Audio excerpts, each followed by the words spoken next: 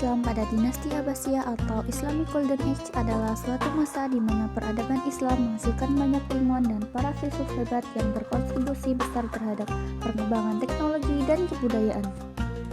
Pada dinasti Abbasiyah, khususnya pemerintahan Harun al-Rashid dan al-Ma'mun, dunia Islam mengalami kemajuan di berbagai bidang, seperti ilmu pengetahuan, sains, dan budaya.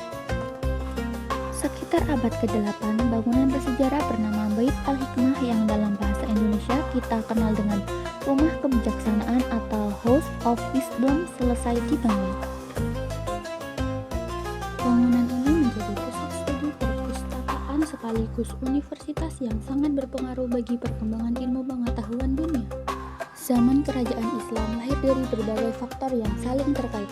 Pertama, pada zaman tersebut seluruh umat Islam bersatu dalam satu kekhalifahan tunggal, sehingga memiliki pengaruh yang sangat kuat.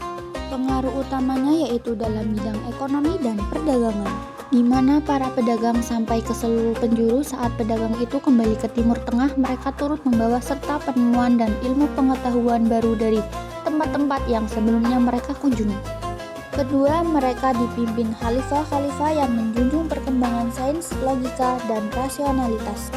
Mereka juga menjaga kemajuan ilmu pengetahuan serta berkomitmen dalam membangun toleransi antar umat. Di antara khalifah Abbasiyah yang paling menonjol adalah Harun al-Rashid dan putranya al-Ma'mun. Mereka mempunyai cita-cita peradaban Islam yang menjunjung tinggi perkembangan sains, logika, rasionalitas, serta meluruskan perkembangan ilmu yang telah diraih bangsa Hindia, Persia, dan Byzantium. Tanpa perang keduanya, dinasti Abbasiyah mungkin tidak bisa segemilang saat ini. Ketiga, salah satu penyebab kejayaan umat Islam adalah keputusan untuk memindahkan pusat pemerintahan dari kota Damaskus ke kota Baghdad.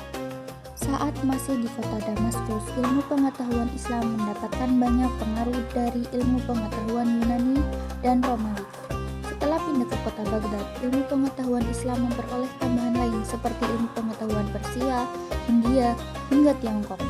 Kenyataan ini tidak terlepas dari letak geografis Baghdad yang lebih strategis dibanding Damaskus. Aktivis ekonomi dan perdagangan seperti perdagangan komoditas madu, hiasan, sutra, kaca, kertas, dan gading gajah menjadikan kota Baghdad menjadi salah satu kota terkaya di dunia pada masa tersebut.